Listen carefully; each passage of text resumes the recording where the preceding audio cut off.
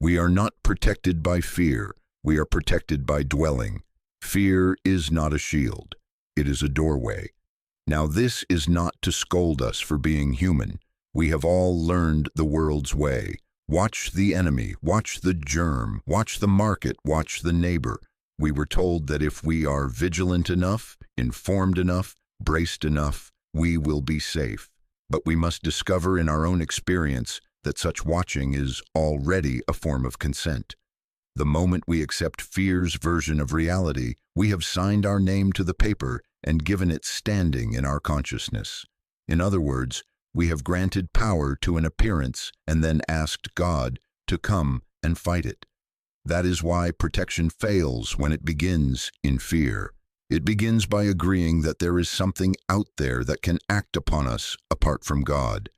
So the question for us is not, how shall we fight harder? The question is, what is the inner act that ends the sense of being attacked without making a superstition of our spirituality? We are not to collect charms, nor verses to hurl at shadows, nor techniques to frighten a devil. Be not afraid. God is. If there is to be a beginning, it is here. We deny consent to fear's report, and we return to dwelling in God, not theoretically but actually, not by reciting that there is one power while our heart is racing with the headlines, but by withdrawing our acknowledgement of a second power right where the fear presents itself. Now, well, of course, appearances will continue to appear. The newspaper will still be delivered. The body may still present a sensation. A voice may still speak with anger. The bank book may still announce a number. But appearances are not power. Power is what we acknowledge. We have in the Master's teaching that there are not two powers in this world, as there seems to be. There is not God on one side and something else on the other. The only door any evil uses is the door we leave open through our belief in it. When we say, "Oh yes, you are something," we furnish it energy out of our own treasure of attention. When we refrain from that consent, it stands outside, without life, without branch, without root. Thou couldst have no power over me unless it came from the Father in heaven. That was not bravado, it was a statement of law. Let us be very gentle and very honest. How do we give consent? Not always by saying, "I believe in evil." More often it is by subtle little acts. We rehearse what we will say if it happens. We brace the shoulders. We scan the room. We mentally measure the risk. We argue against it and thereby keep it before us. Fear hides under the name of prudence and tells us, just in case. And then we take up prayer as a weapon to overcome that which we ourselves have armed with our attention. Such prayer will tire you, and after a while you will say that protection is uncertain. That isn't quite true if you understand the nature of protection. It is not that God must go out and defeat an enemy. It is that there is no enemy in God. The secret place is not where battles are won. It is where battles cannot form. Remember this: the distinction between an appearance and a power is the turning point of our practice. A shadow on the wall can be tall and frightening. It can dance. It can stretch across the floor. But it cannot touch you. If you rush at it with a stick, you have already misunderstood. You have granted it a reality it does not possess. So it is with the reports of sense. They stand or fall in the court of our consent.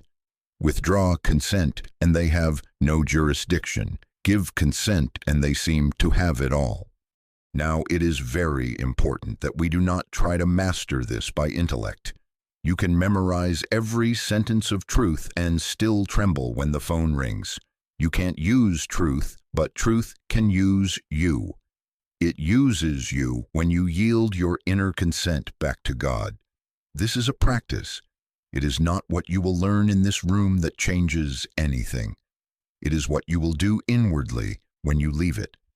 So when suggestion comes, whether as a word, a symptom, a story, do not run to counter-suggestion. Do not arm yourself for combat. close the door that you alone can close. How? A quiet, unpublic turning. No to the appearance. Yes to God. Be not afraid. God is.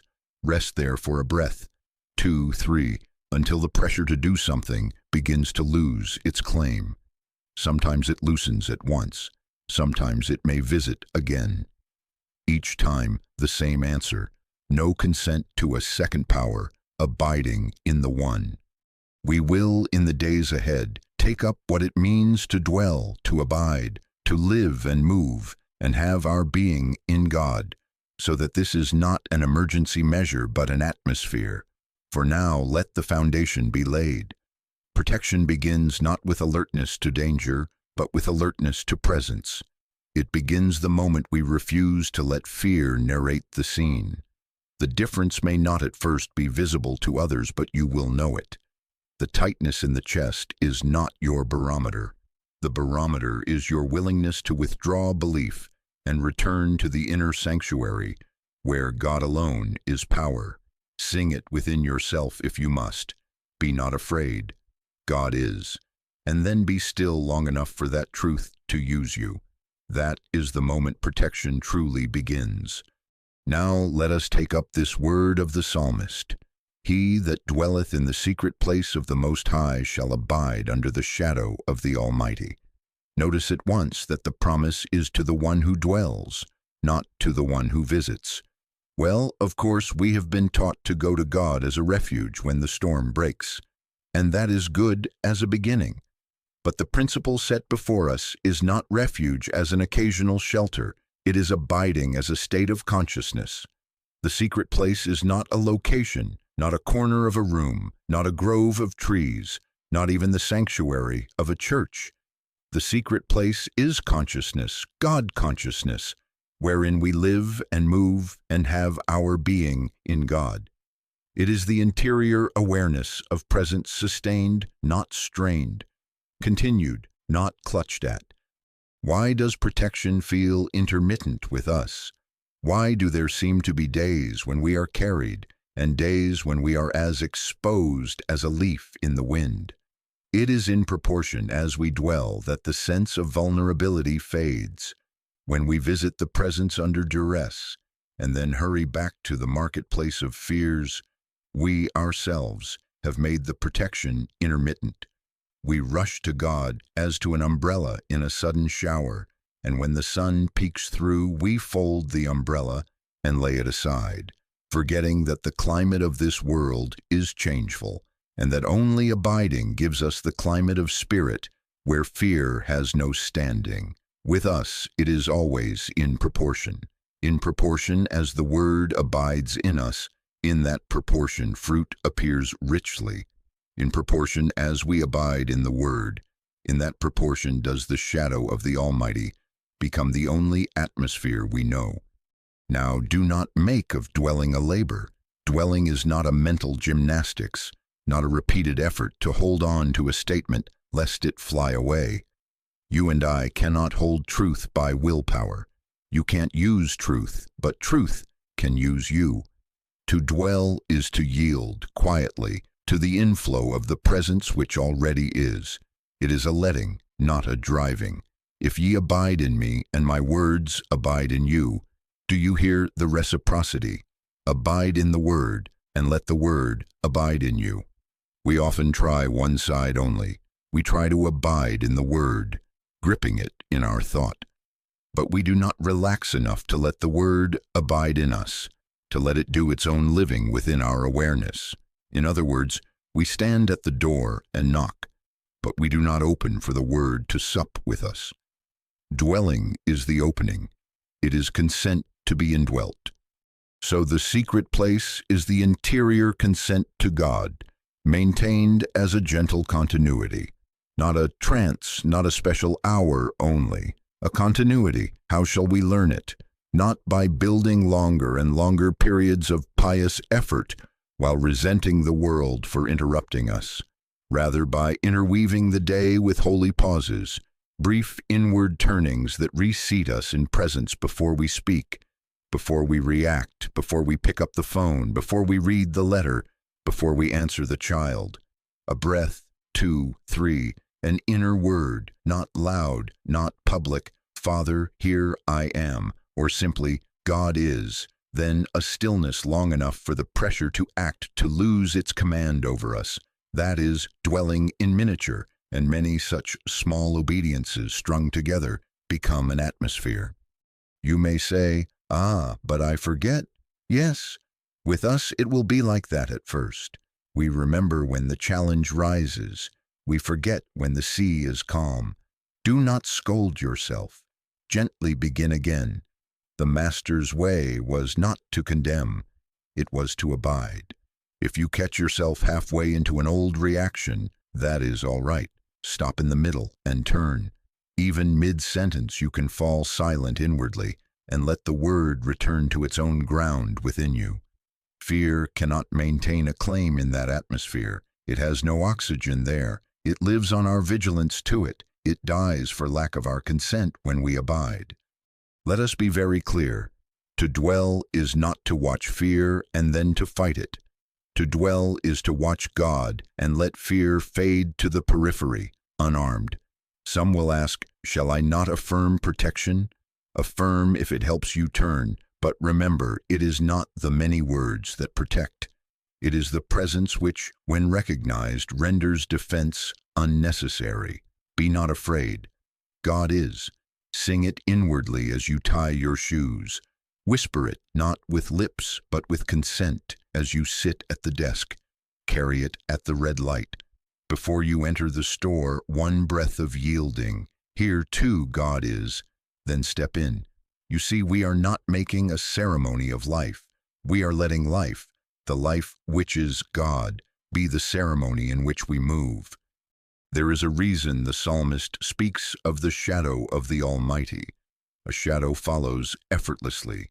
You do not have to remember to bring it. You simply abide, and the shadow abides.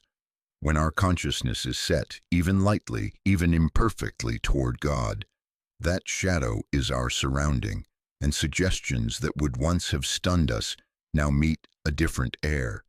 They do not find the same landing place, because something in us is already occupied. The house is not empty. It is tenanted by the Word. Where the Word abides, the house cannot be divided by fear. Well, of course, the world will still make its announcements. The body will still have its weather.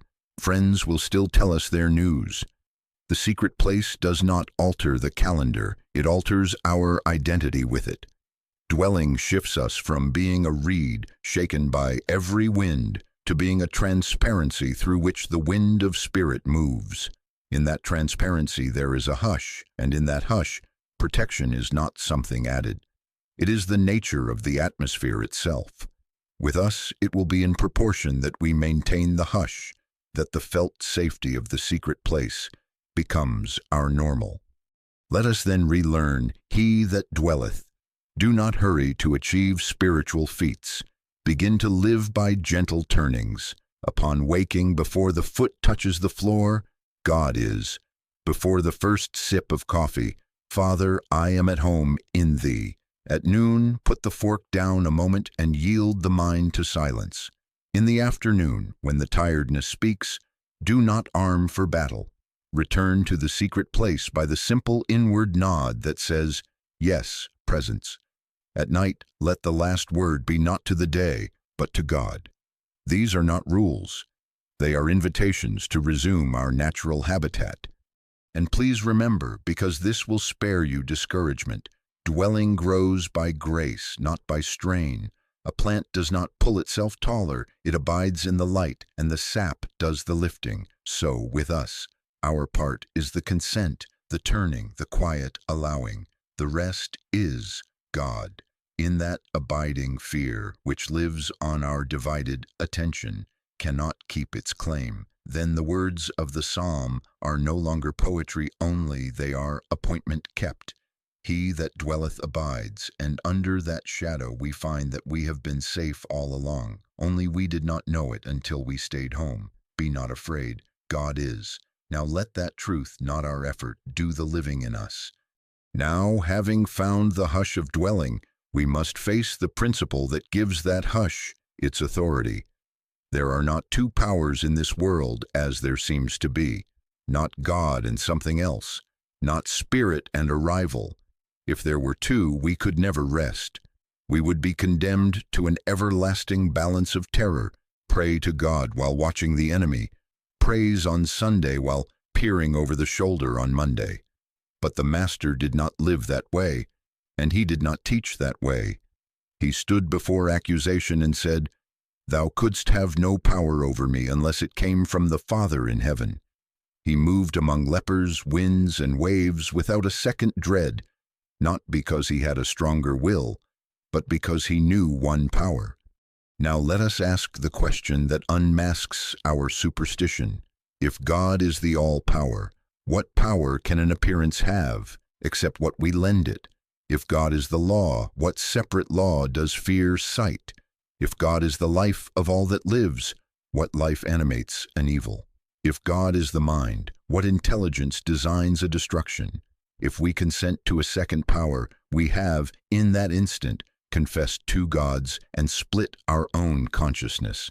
From that split comes the trembling. From that unity, God is, comes the hush. Withdrawing consent is the spiritual act by which we let unity be unity again. It is not a pushing back, it is not a brave face, it is not an argument with symptoms, not a debate with headlines. It is a refusal to grant to any appearance authority, intelligence, law, or permanence. It is to see a shadow and not run for a stick. It is to see a rope in the dusk and not sign its contract as a snake. Now, of course, the rope can look very much like a snake. In the dim light of this world, the mind will leap, the breath may quicken, but in that first inward instant, before the hand reaches for a weapon, before the tongue runs, there is a place to stand. Be not afraid. God is. Do not misunderstand me. Withdrawing consent is not repression. We are not pretending something is not appearing. The rain can drum on the roof and we can hear it. The letter can arrive and we can open it. The body can speak and we can feel it. Denial, as the world practices it, tries to close the eyes. We are not closing the eyes, we are cleansing the lens. We are refusing to call it power, we are refusing to call it law. We are withholding the only energy an appearance can ever use, our belief in a second cause, and we are yielding our consent back to the One. That is why the Master's counsel is resist not evil. He did not mean license evil to roam, he meant do not set up a rival arena in your own consciousness. Do not organize a war. Withdraw the battlefield itself. Stand still and see the salvation of the Lord. In other words, let the recognition of one power dissolve the necessity of combat.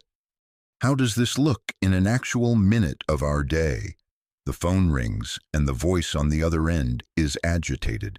The suggestion rides on the sound, or a sensation strikes in the body. The suggestion rides on the nerve, or the news blares. The suggestion rides on the word. In that first fraction of a moment, while the mind gallops ahead to the worst and the heart picks up its drum, we practice the mantric pivot, be not afraid. God is, not loudly, not to impress ourselves, quietly, to reseat authority in God alone. We rest there one breath, 2, 3, until the compulsion to argue or to scold or to panic begins to lose its claim. Then, if action is to be taken, it will be taken from under the shadow of the Almighty, not from the shadow of a second power. You see, the only door any evil uses is the door we leave open, our acknowledgement that it can act upon us apart from God. When we refuse that acknowledgement, the door is simply not there. The suggestion may still chatter outside. It may knock. It may circle the house. But within, we are not divided.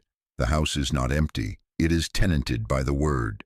And where the Word abides, there is no law of invasion. There is only the law of God, which is harmony, wholeness, completeness, perfection, infinite good. Someone will say, but it feels real. Yes, Feelings are the weather of the senses. They rise and fall, warm and cold, gust and lull. But weather has never been government. Do not enthrone weather. Do not write laws upon the clouds. Let the feeling pass through as weather, while within you the government stands. One power. Learn to speak inwardly to the sense report with a calm correction. I do not consent to a second cause. I do not confer intelligence upon fear. I do not assign law to chance. Father, thou art the only power. Be not afraid. God is. We are not playing metaphysical games with words. Words will not save us if we hide a second power in our pockets. But a single word can be the key when it carries our consent. God is.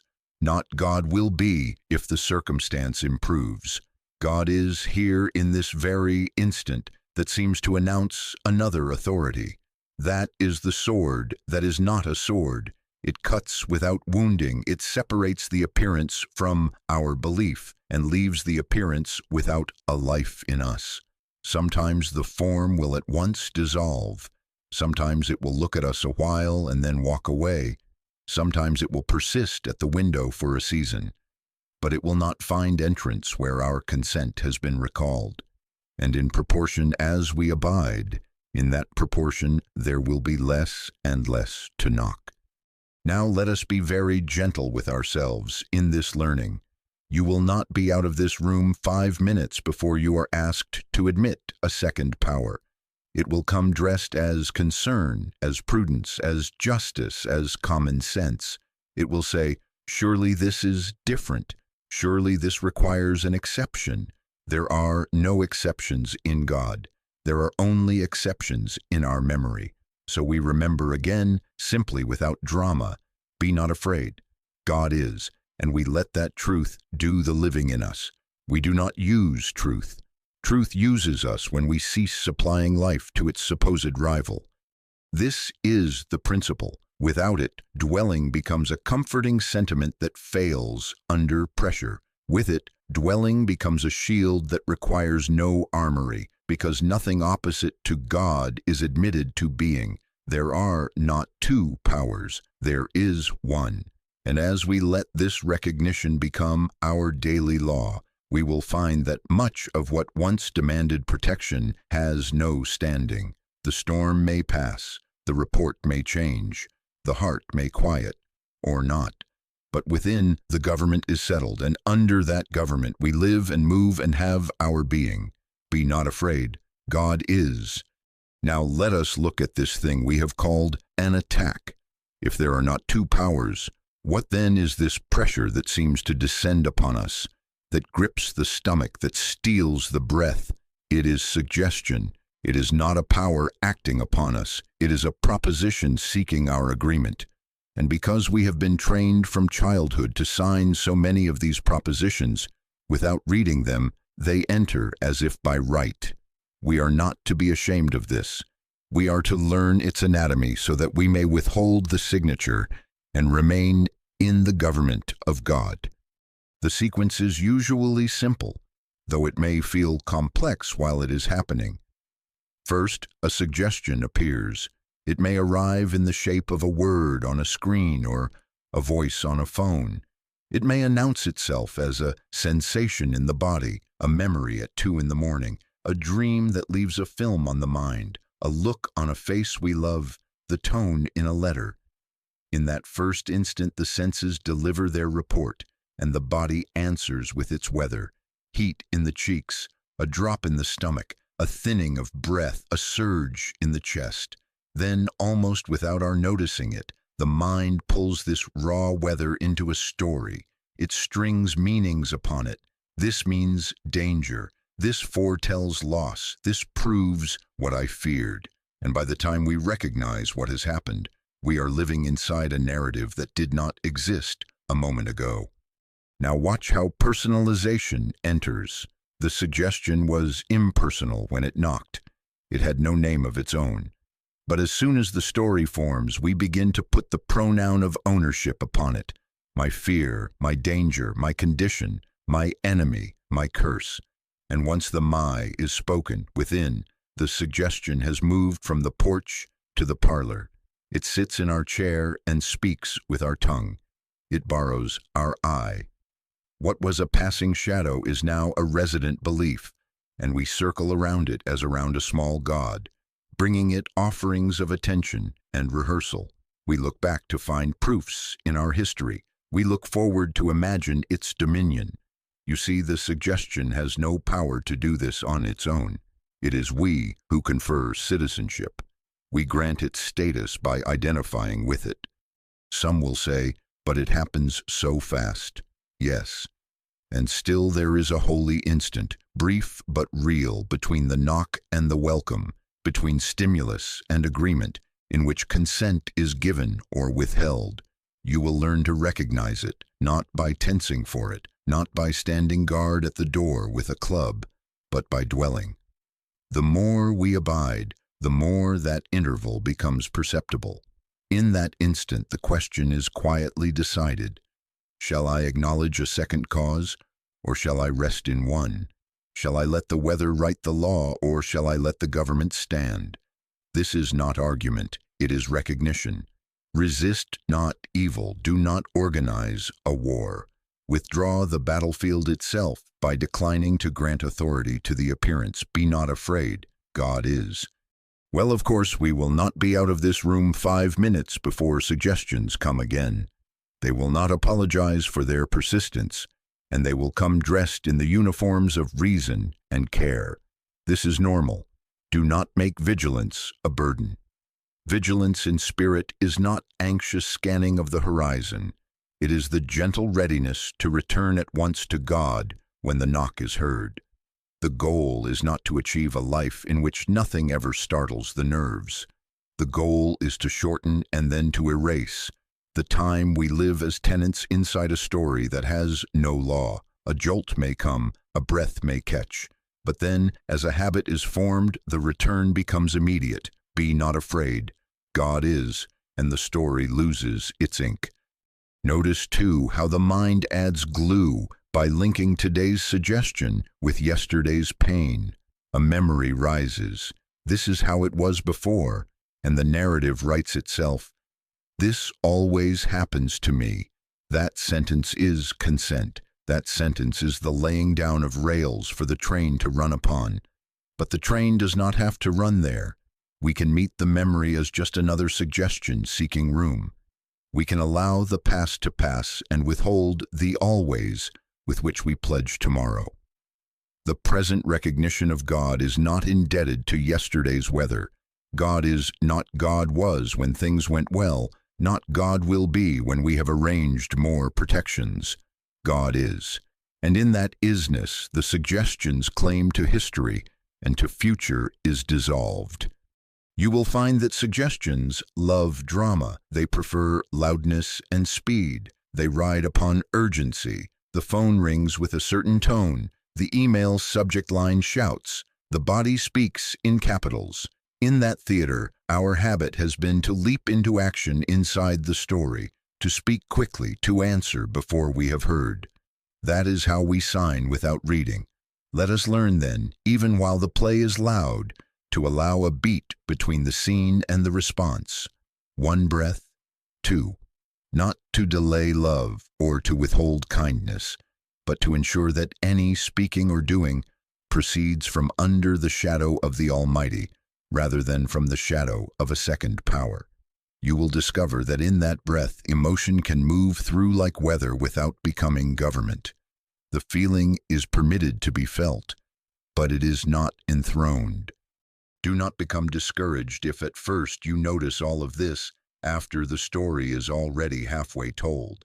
That noticing itself is progress. Mid-sentence you can fall silent within and reclaim the house. Mid-thought you can say, quietly, not mine, not I. Father, thou art the only power, and at once the personalization begins to unwind. The suggestion must knock again to be readmitted, and each time it returns, it finds less furniture prepared for it, fewer hooks on which to hang its coat. This is not repression, this is the slow removal of consent. Let us summarize the movement so that we may recognize it in the very hour it happens. A suggestion appears. Emotion rises as weather. A mental narrative forms. Ownership language is added, and we begin to live inside it. There, in the midst of this sequence, is an instant of liberty, a small, sufficient space to withhold consent and return to dwelling. Our work is not to perfect the weather, but to let the government remain upon his shoulder. Our safety is not in speed of counter-argument, but in the quiet steadfastness of recognition. Be not afraid. God is. And with that, what once felt like an attack is seen for what it is. A proposition without law, waiting for a signature it need not receive. Now we come to the practice itself, for it is in the very minute of living that these principles must be given room to act. Theory will not carry us through a ringing phone or a sudden sensation. Practice will. Let us therefore set forth a simple sequence, not as a ritual to impress God, but as a way of yielding the field back to the one power. Remember, we are not creating safety. We are consenting to the safety that already is when God is recognized. First, notice the appearance. Do not turn away from the report of the senses as if holiness required blindness. See it, hear it, feel it as weather passing on the surface. A headline, a tone of voice, a tightening in the chest, whatever form suggestion uses to knock. Notice it.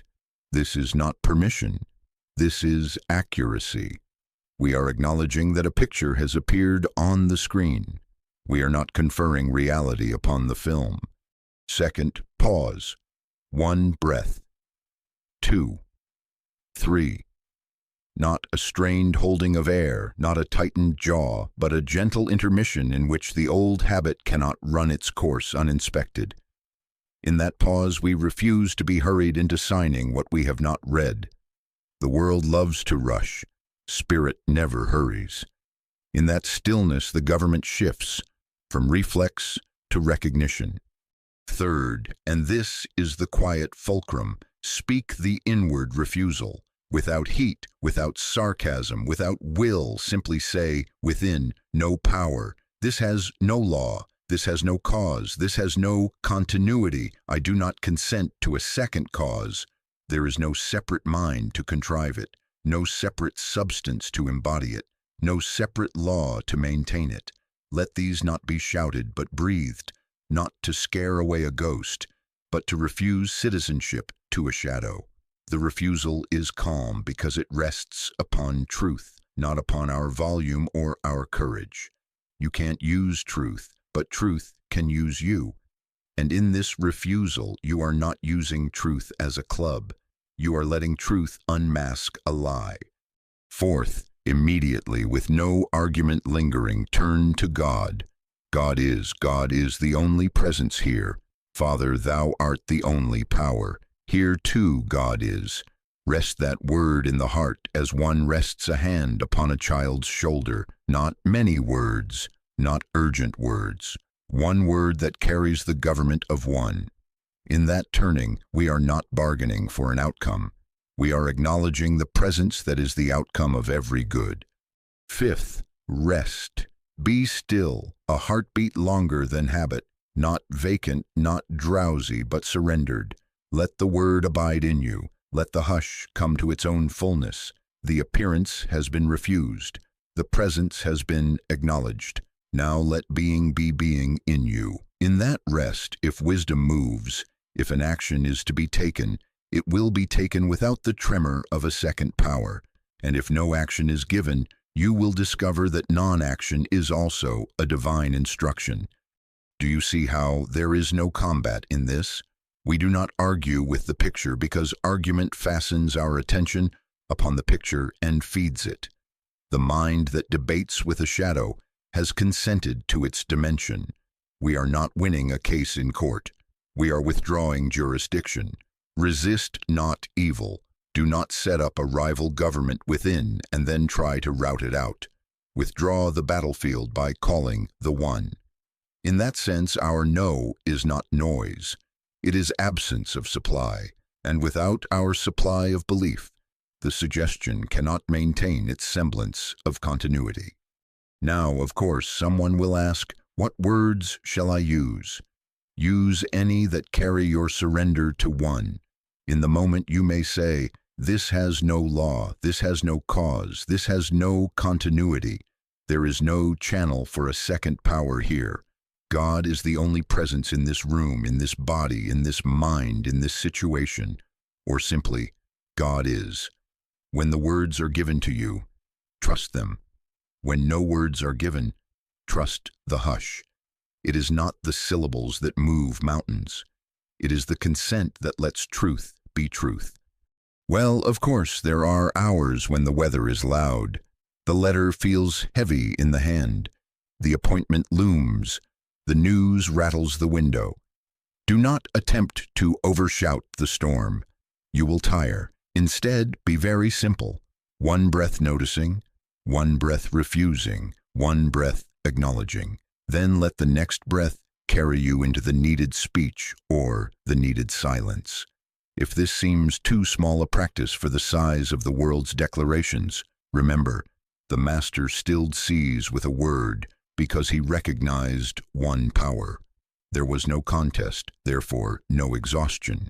Our quiet is not passivity, it is authority borrowed from reality. Let me offer you a small form you can carry in your pocket of consciousness throughout the day, especially when the tempo quickens. At the first touch of disturbance, not mine, not I, no power, then at once, God is, and then a moment's rest. That is all. Do not dress it up. Do not explain it to others. Keep it sacred within. Go and tell no man, because you see, the temptation will be to make a method of it and then to use it as if it were a tool with which we could compel harmony. You can't use truth, but truth can use you. When you gently refuse to energize a second cause and then surrender to God's isness, you become a transparency through which truth does its own seeing, its own being. You may say, but what of the feeling that still surges? Let it pass like weather. You are not required to stop the rain to know the soundness of the house. Let the body warm and cool. Let the heart thump and settle while you remain in consent to one. The feeling is not the law. The law is God. Sing that inwardly. The law is God. The life is God. The mind is God. And if a tear comes, let it come. Let nothing in the senses persuade you that their report is the government. As this becomes a way of being, you will notice that you are not trying so often. The pause appears of itself. The refusal is quiet, natural. The turn to God is no turn at all. It is home. And actions that once were frantic become simple.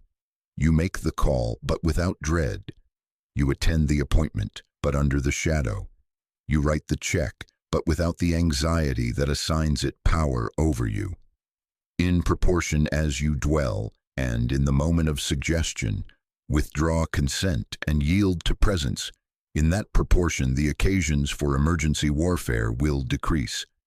Not because the world has ceased its noises, but because the inner ear has learned which voice is law. So practice now, privately, even in the small things. The kettle whistles, the child cries, the calendar fills, the traffic stalls. Notice, pause, no power, no law, no cause, no continuity. God is the only presence here. Rest, then move as moved. And when you forget and find yourself halfway down the old road, do not scold. Stop in mid-step, not mine, not I. Father, thou art the only power. Then continue without drama, as if you had remembered on time, because in God there is no lateness. Be not afraid. God is. Let that be the thread you run through the day, through the night, through the moments when a second power posts its signs upon your door. We do not read them, we do not answer them, we abide. And in abiding, we discover that what we called protection is simply the natural climate of God recognized. Withdraw consent quietly, yield to presence immediately. and allow truth, not your effort, to be the actor. In that practice, you will find that the inner refusal does not harden you into defense. It softens you into transparency, and through that transparency, the One does his own keeping. Now we must let this practice move from an emergency room into a home. Protection is not a siren we turn on when the street grows loud. Protection is the climate of a life that abides. Dwelling is the shield. He that dwelleth in the secret place of the Most High abides under the shadow, not because he has learned a brilliant maneuver in crisis, but because his consciousness has become a habitation. So with us it is in proportion that we dwell in God, and let the Word dwell in us, that suggestions having no kinship find no landing place. They may circle as birds circle a clear lake, but there is nowhere to perch. Now, of course, this abiding is not accomplished by occasional bursts of inspiration. We do not live by a Saturday night ecstasy and a Monday morning drought. We live and move and have our being in God. That must be allowed to become ordinary, woven into the small, unremarkable minutes until the ordinary is holy. Abide in the Word. Let the Word abide in you, not once, not twice, but as an atmosphere into which you return, and then in which you are kept. In other words, our protection is not our cleverness in refusal. It is the presence that the refusal reveals and enthrones. Let us then outline a simple day, not as a law that condemns you if you miss it, but as a scaffolding by which the dwelling is constructed. In the morning, before the world has persuaded you of its calendar, sit. 5 minutes, if that is what you have. 10 or 15 will come. No devices, no headlines, no plans. Sit and recognize one. God is. Say it once, twice, and then let the Word say itself in you. If a line from the Master's teaching or from the Psalm is given, "He that dwelleth, abide in me and I in you," take one sentence and let it abide. We are not asking for anything. We are not advising God of needs. We are consenting to the presence that is the answer before questions. In that quiet, release the day from your government and let it come under His.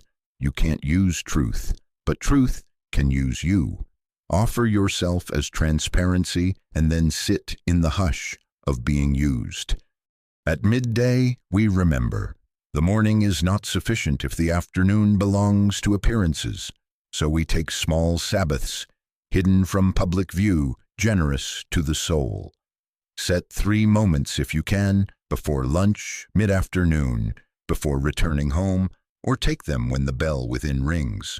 Close the eyes if you may, or leave them open in a hallway, at a sink, at a desk. 3 breaths. First breath, notice. Weather on the surface, traffic of thought, the tone of the room. Second breath, refusal, no power, no law, no cause, no continuity in anything separate from God. Third breath, acknowledgement, God is here also, here, and then you rise, or you answer the email, or you continue stirring the soup. No one need know. Go and tell no man. These short returns stitch the morning hush through the day, so the fabric does not tear when tugged. In the evening, we release. The day will have gathered pictures. Do not go to sleep, staring at the gallery. Sit again, 2 minutes, 10, and return the day to God. Let the "my" fall from the events. Not my success, not my failure, not my grievance, not my pride, not mine, not I. Father, Thou art the only power. If someone's face rises, let it rest in God. Do not rehearse. If a problem insists on the last word, let the last word be God is, and allow it to be the first word of your sleep. You are not pushing the world away. You are returning it to its owner. In that releasing, the night becomes a teacher. The hush continues the dwelling while the senses rest. Now the way is made secure by the ordinary steps. We are tempted to think spirituality happens on holy hills. It happens at the sink. Walking down the hall, let the soles of the feet be the metronome for the inner word. God is, God is. Washing dishes, feel the water, notice the tendency of the mind to dramatize, and let the drama dissolve in the warmth. No power. Reading email before you answer, one breath of recognition so that the reply is not the echo of a second power's urgency. At a red light, rather than instructing the universe, be still and let the instruction arise. Be not afraid. God is. In a store, in a hospital corridor, in your own kitchen, these are the cloisters. This is where abiding ceases to be a subject and becomes the air you breathe. Well, of course, the same situations will appear. The world's weather will not retire because you had a good morning sit, but you will notice a new physics in your life. What once stuck now slides. What once rooted now has no soil. A sentence that used to pull you into 3 days of rehearsal now falls with a soft sound and lies there, unadopted. The body may speak and you will hear it, but it will not be the government. The bill may arrive and you will read it, but it will not define the law of your life. Why? Because the hooks are not present. The atmosphere within is so God-filled that suggestions have nothing to grip. They pass as shadows across a wall that knows the sun. This is why we move from emergency to lifestyle. The less we live in last-minute refusals, the more we live in first-thing recognition, the fewer battles there are to fight, because there are no arenas prepared. Do not measure your progress by the number of storms. Measure it by the speed with which you no longer build houses for them. You will forget and you will remember. You will rush, and then you will pause. Be very gentle. Each return thickens the atmosphere of abiding. The house grows furnished with the word. The chairs upon which fear used to sit are occupied by presence. Let me say, too, do not confuse this with a method to produce outcomes. That belongs to a world of two powers bargaining for advantage. What we are cultivating is recognition. Gratitude for spirit, not for things. Surrender to one, not management of appearances. Outcomes will show themselves in their own way. Health, harmony, wholeness, completeness, perfection, infinite good, but they are not our project.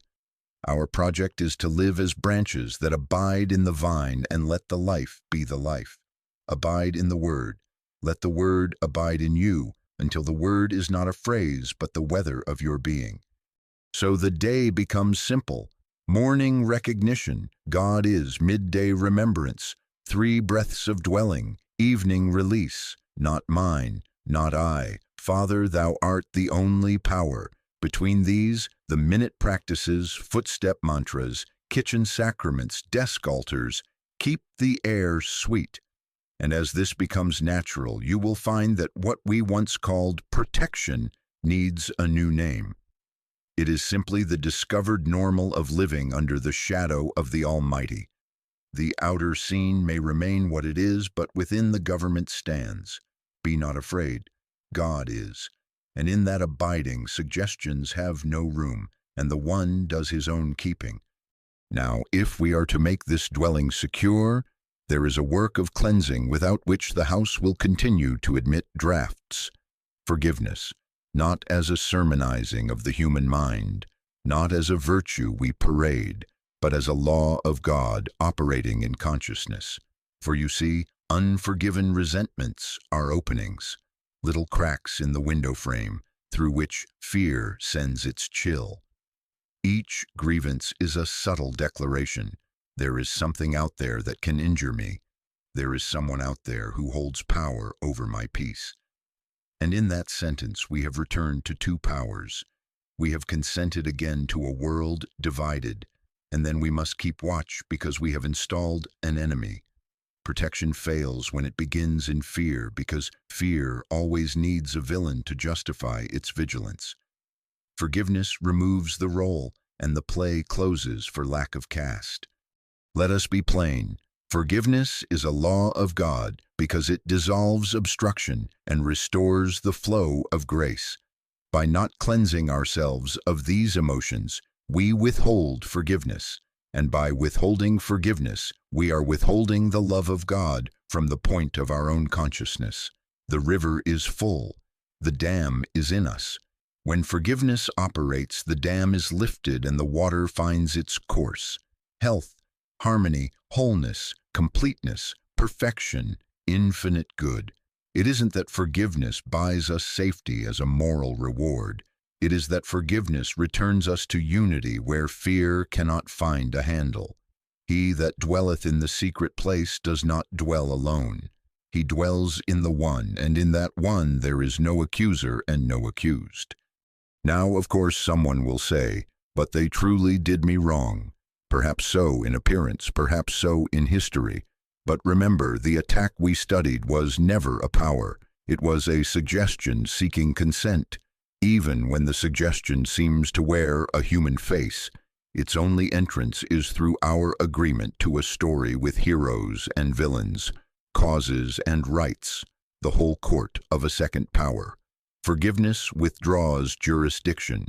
Forgiveness says calmly, there is no separate mind to contrive harm, no separate law to enforce it, no separate power to sustain it. Father, thou art the only power. In that recognition, blame starves, and fear, having feasted on blame, grows thin and goes away. How then do we forgive? Let it be very simple so that it can be done in the hour it is needed. 2 steps. First, if you can, forgive directly, inwardly, without performance. Release the person or the group or the scene to God. Say within, not mine, not I. I hold nothing against you. I return you to God. I see you in God. I will not carry your name as a hook in my flesh. Then be still a moment and let the word abide until you feel the small softening that shows the river is moving again. Do not hurry it. Do not measure it. Simply let the release occur. If you cannot, if the hurt is loud and the jaw tightens and the mind insists on rehearsing the case, then take the second step.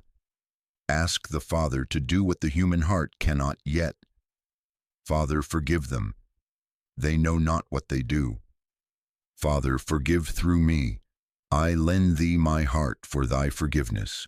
Repeat it as often as the picture returns, not as a charm to change them, but as a consent to let God's love move where your own will cannot.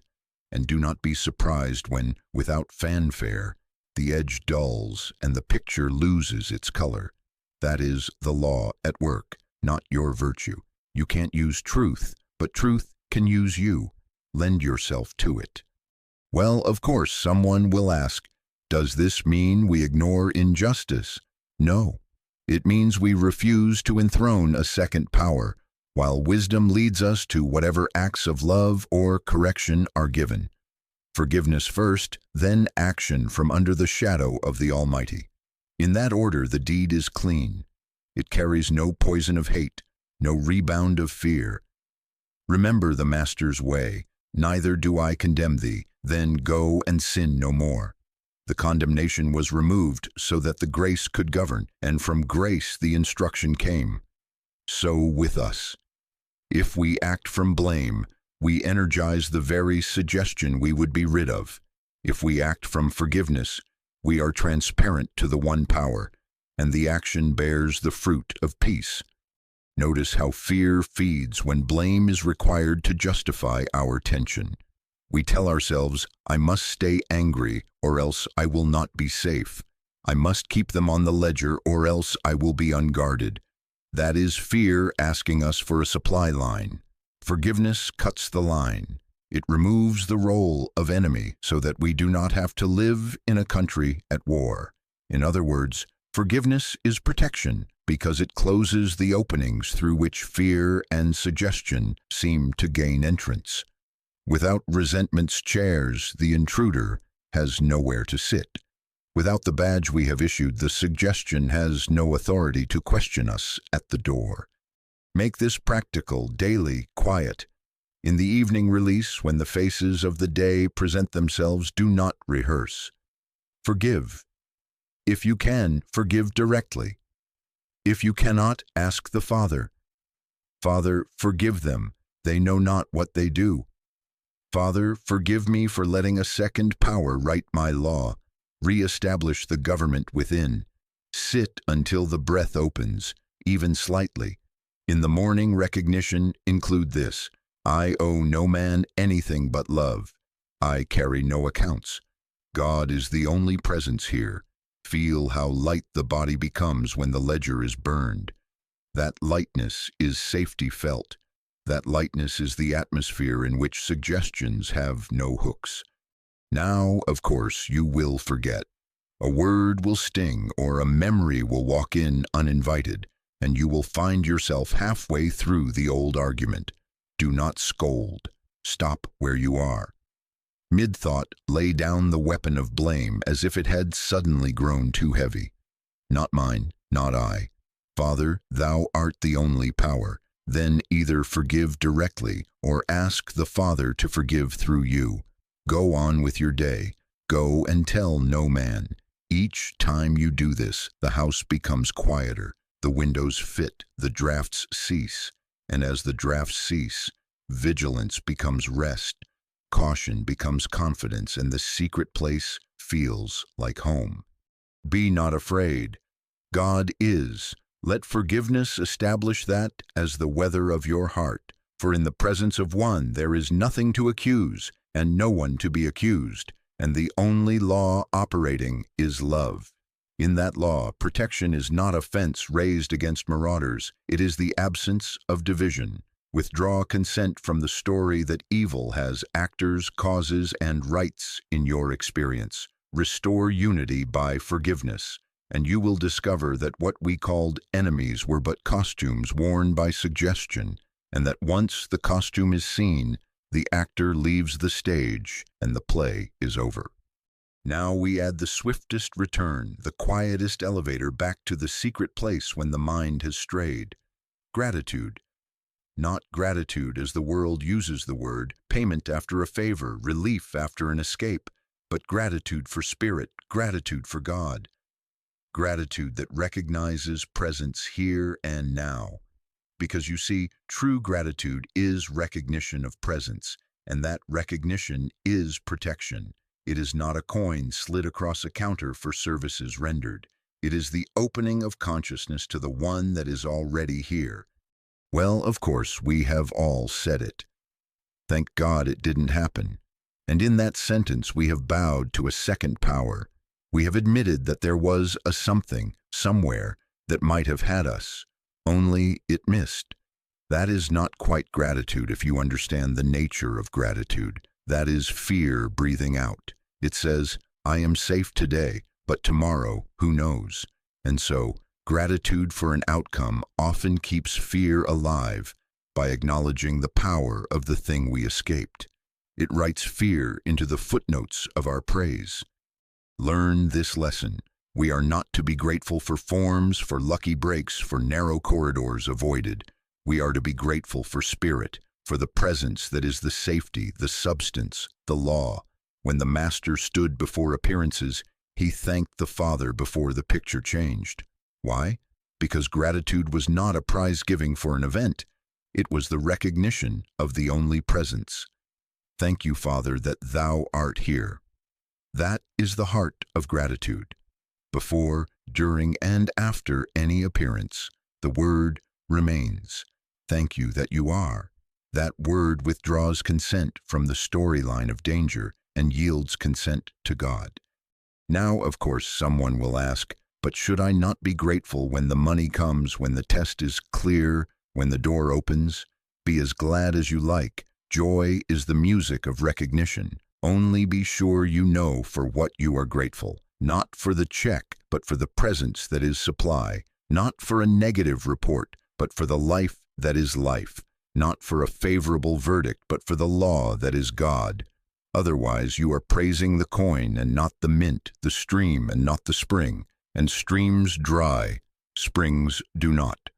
Make this very practical. In the morning, before the world's weather has announced itself, sit and let the first movement of consciousness be gratitude for God. Not a list, not a bargain, not a plan. One simple recognition. Thank you, Father. that thou art the only presence here. God is. Let the word warm the heart without seeking a feeling. In that recognition, you are dwelling. Gratitude is dwelling because it acknowledges that where I am, God is, and that is enough. In the day, whenever the doorbell of suggestion rings, before you open to argue, whisper within, thank you that you are here also. Thank you that you are the law, the life, the mind of this moment. Do not ask for a change. Recognize the changeless. Gratitude of this sort is a direct refusal to consent to the drama, because it turns the eyes from the stage to the light by which we see. It is not denial of the scene. It is denial that the scene has government. And when the event has passed, pleasant or not in the senses, do not let the last word belong to the picture. Close the hour with the same acknowledgement. Thank you, Father, that thou art. If you find yourself reaching to praise a form, lift the praise to its source. Thank you for supply, not for money. Thank you for life, not for a number on a page. Thank you for love, not for being liked. In this way, gratitude becomes a straight road, not a cul-de-sac that returns you to fear. Notice the effect. Gratitude for spirit opens the gates of consciousness, and through those gates flow health, harmony, wholeness, completeness, perfection, infinite good. Not because we purchase them with praise, but because gratitude removes the veil we pull when we worship forms. Gratitude is not a lever, it is a lifting. You can't use truth, but truth can use you. Let gratitude use you as its transparency, until the presence felt becomes the atmosphere lived. I recall a letter once full of relief. Thank God the accident missed us by inches. Now, of course, she had a wrong sense of gratitude. I wrote back gently, your gratitude is too small. Be grateful not that danger missed you, but that God is your dwelling place, and in Him there is no danger to miss. Let your praise be for the presence, and then you will not have to live by inches. Do you see? Thank God it didn't happen, still enthrones a power that might happen again. Thank you, Father, that thou art dissolves the second throne. One power. Someone will say, but what if the outcome is not what I had hoped? That is the very hour to be strict with the heart. Gratitude does not wait for forms to arrange themselves. If you give thanks for spirit only when the picture pleases you, you will train your soul to bargain.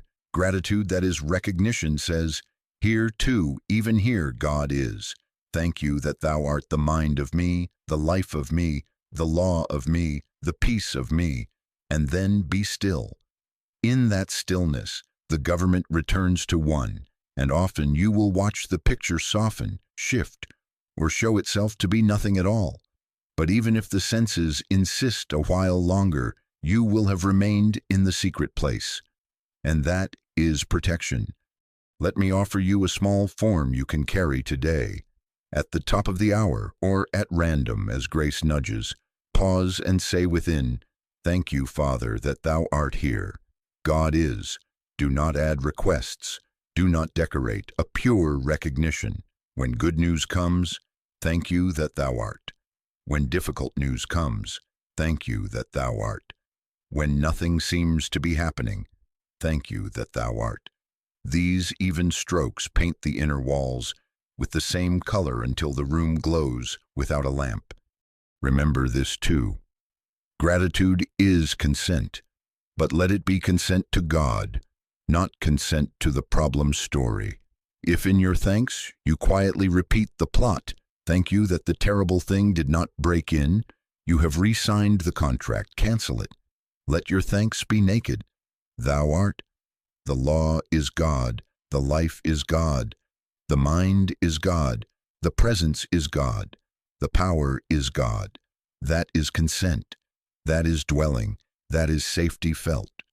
So with us it is in proportion as we allow gratitude to rise, not as a transaction but as a recognition that we find ourselves quickly, easily back under the shadow. Gratitude is the fastest way home because it does not ask the road to shorten. It discovers that home is where we stand when we say, simply, God is. Try it quietly, keep it within. Go and tell no man. And as you do, you will learn that praise for spirit is not a mood, but a law. It is the law by which our attention abides in one. Be not afraid. God is, thank you, Father, that thou art. In that word, protection is not purchased, it is revealed. Now we must prove it, not in discussion, but in life. Not by quoting, but by abiding. Not by watching the clock for omens, but by consenting to the presence that is already here. I will offer you a quiet experiment. 30 days, less than 30 days, and you will find a change. Not because of a lecture, not because of my words, but because the law of God is a law and operates as surely as gravity. It is what you do with it that will produce the change. You can't use truth, but truth can use you. Give it 30 days to use you, quietly, simply, and let the evidence appear. First, the rules, because a holy experiment needs a holy frame. Keep this within. Go and tell no man. Do not advertise your program. Do not solicit witnesses. Do not compare notes at lunch. Keep it locked up within you so that the seed has dark, still earth in which to take root. Second, do not dramatize the work. No vows, no heroic slogans. Let it be ordinary, like breath. Third, refuse superstition. We are not testing luck. We are consenting to one power. No tally of coincidences, no bargaining for signs. Fourth, refuse combat. This is not a campaign against evil. Withdraw consent, acknowledge God, and return to your task. Be not afraid. God is. Now the daily assignment. Morning, before the world speaks, be still 5 minutes, 10 if it comes, and recognize one presence, one power, one law. Sit and let the inner word form as it will. Father, thou art the only power. God is. Abide in the word. Let the word abide in you. No requests, no agenda. Offer yourself as transparency, not mine, not I. Truth, use me, then rise and carry the hush into the first steps of your day. Through the day, practice the inner refusal that does not become combat. At the first hint of fear, of forecast, of blame, withdraw consent.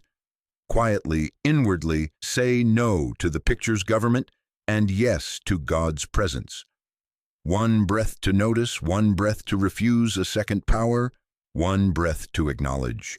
God is. Here also, here. Let be not afraid. God is. Be the private answering word to headlines, to lab reports, to idle talk, to your own thoughts when they begin their theater. Do not argue. Do not decorate. Withdraw consent and turn to your given next step. Go on washing the dishes. Go on answering the letter. Let the refusal be like a blink that clears the eye. Evening. Sit again for a brief forgiveness scan. Let the faces of the day arise without rehearsal. If you can, forgive directly. I hold nothing against you. I return you to God. If you cannot, lend your heart to the law. Father, forgive them. They know not what they do. Father, forgive through me. Wait until the edge softens, a little or much, and lay the day down where it belongs. Then close with gratitude for spirit, not for outcomes, not for escapes. Thank you, Father, that thou art. The law is God, the life is God, the mind is God. Let that be the final climate of consciousness as you sleep. That is all. Morning recognition, moment-to-moment withdrawal of consent, evening forgiveness, and a last word of gratitude for spirit. If you wish a small helper, keep a word in your pocket or on the inner shelf of thought, God is. Let it rest there as a reminder, not a charm. At the top of some hours, if grace nudges, pause your hand and whisper, thank you that thou art. Then carry on. No one need know. Now, of course, the first week often reveals the mechanics of habit. Old thought patterns, losing their audience, may knock a little louder. Do not make mythology out of this. It is not evil gaining power. Suggestions do not grow teeth. They only raise their voice. Meet each one the same way. Be not afraid. God is. Then refuse to hold court. Turn from the courtroom to the presence and to your appointed task.